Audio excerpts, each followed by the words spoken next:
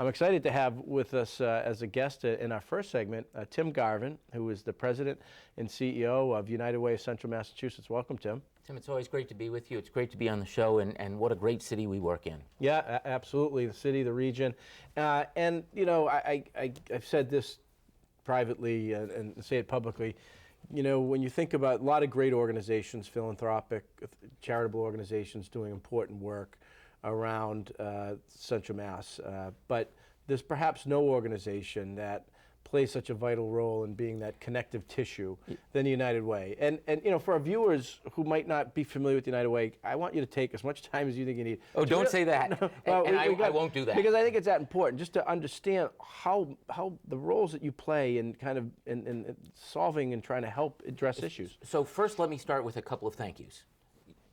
Personally, and I'm breaking every HIPAA and FERPA rule in the world, thank you to you and your wife and your family for being leadership donors. That means the world to us. Thank you for your kind words. And it was 98 years ago, in 1919, in the offices of the Worcester Regional Chamber of Commerce, that the business leaders, women and men, got together and formulated and created our United Way. We are now 97 years old. So just a little bit about us. Most people probably remember us from the 1970s. We were the thermometer people. How much money did we raise? Now we try and recognize and value more of how much impact do we have in the community. This last year, or the year that we're in, we will probably have more than 11 to 11,500 donors. That's a lot of people. Right. That's a town. We will raise, right now we're projected to raise about $100,000 to $120,000 more than we raised last year. That's always good. That's an indication of a strong economy. So thank you for what you're doing and what the Chamber is doing and what our Economic Development Office is doing. And then we distribute that through community investment grants. And we focus on two different areas. The first is safety net. And safety net are the immediate needs of people that are vulnerable. Protective services, places like community legal aid, really, really important, especially in this day and age. Emergency services like the American Red Cross, housing and shelter, Central Mass Housing Alliance, the Neighborhood Works Home Ownership Center, and food security and the pantries and Catholic Charities and the Worcester Regional Food Bank, all great organizations. That's safety net. Then we focus, you have kids, I have kids. Yeah. The first thing we want, I'm going to project, is we want our kids to be happy. But after that, without thinking strategically, I imagine you and your wife are like my wife and I. We want our kids to be well educated and get a great education. We want them to be healthy, and we want them to have stability financially and family-wise. The three-pronged focus of our creating community change is education, health, and family stability. I will say, and especially coming from the Chamber, we run about 185 business campaigns. I believe all of them are Chamber of Commerce members. I know most of them are. Anyway, I believe all of them are, and if they aren't, we'll be pushing them. Good. But in addition, the results that we're getting, in the last 6 years, we've invested through our grants $8,122,000 into youth development and out-of-school time support. It's not lost on you, nor on me, nor on our school committee, nor on our entire city, that Worcester's four-year graduation rate continues to climb. It is the highest urban graduation rate in the state, almost 82%. 7 or 8 years ago, it was around 70%. That growth is because of lots of people working together and lots of people making an investment in our kids, and that's not only good for our kids, it's good for our economy. Yeah, I know, and I think, you know, anybody, we talk about with kids, you know, have nieces and nephews, grandkids, I mean, that after-school time is so critical, and with, you know, the way the economy's changed over the last 20, 30, 40 years, you know, people working, two-parent families, oftentimes both working, single-parent families, sometimes having to work a couple different jobs to keep things going, and so having constructive, positive activities is so important. And but I want you to maybe drill down a little bit. You talked about on the safety net side how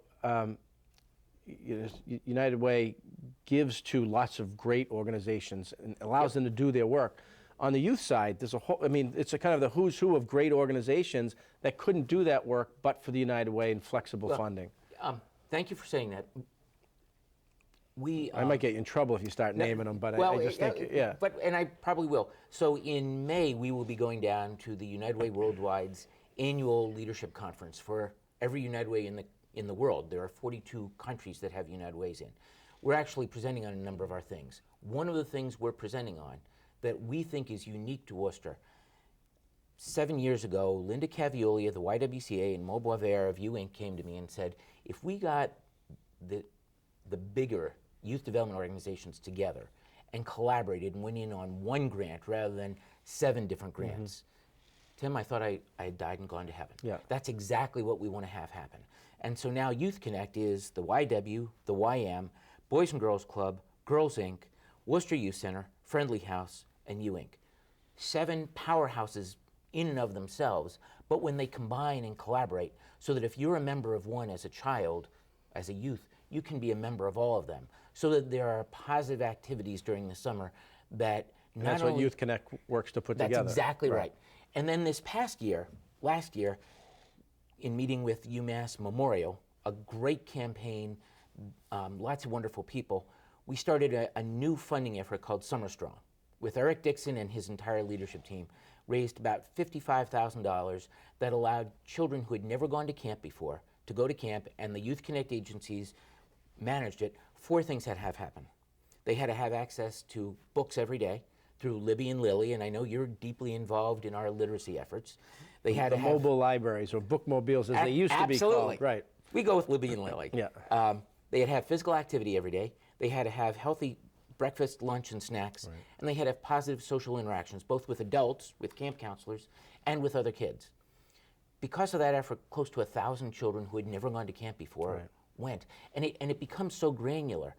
When we raise an additional $70, because of the great efficiency of those agencies and all of the partner agencies outside, there are about 35 others, we're able to provide great opportunities to kids, which not only keep them occupied during the summer and out of school time, but help them do better in school. Right.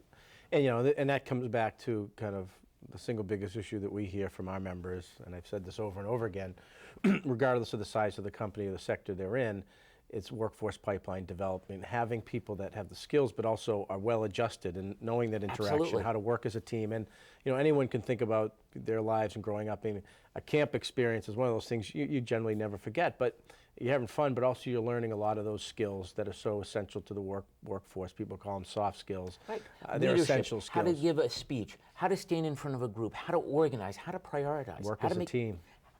It's all good. Yeah.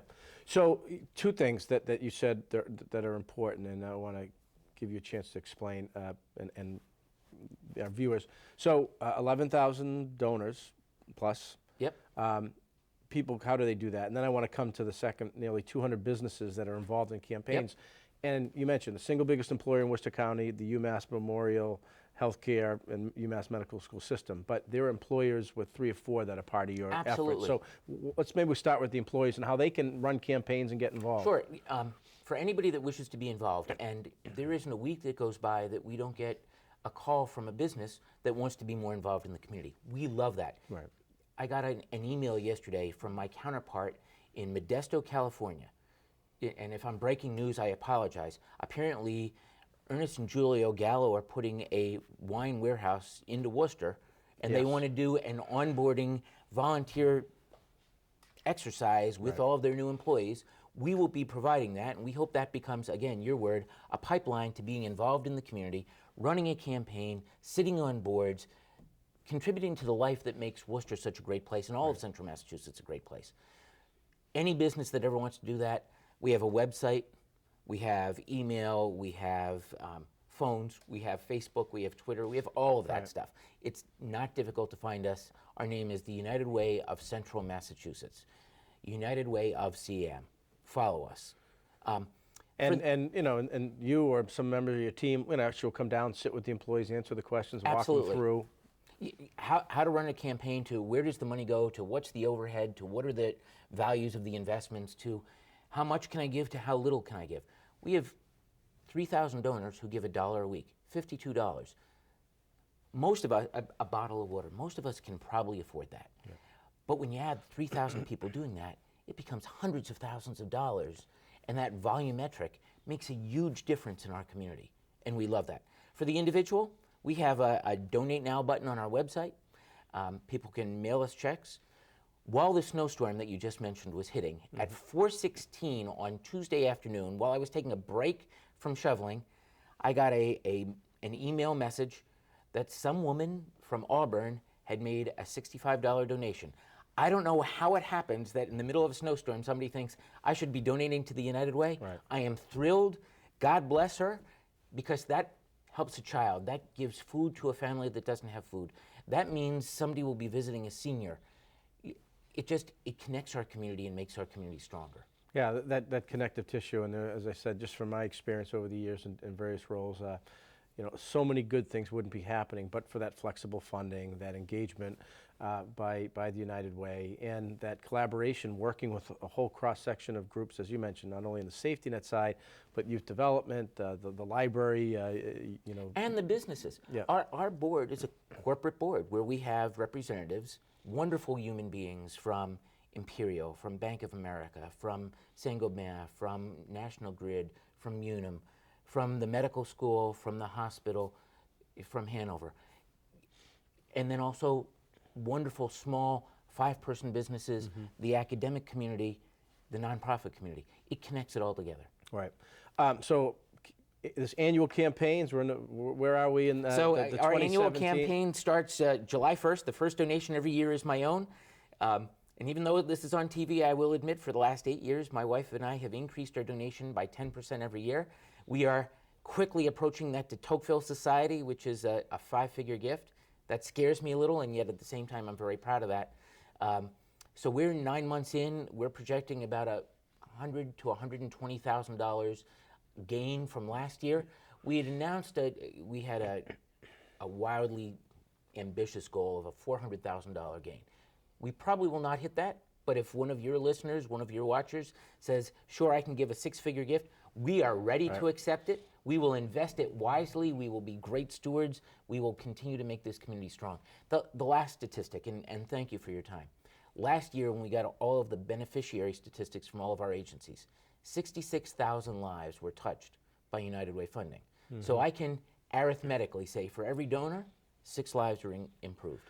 And that's so important. I mean, so many different levels. People want accountabilities, measures, and see the impact. And I got to say, pound for pound, probably dollar for dollar, United Way is simply one of the best. So Thank you. Tim, thanks for having us. Thanks for the great work that you and your team does, or for being here and coming on with us. And look forward to an update at some point and having you back.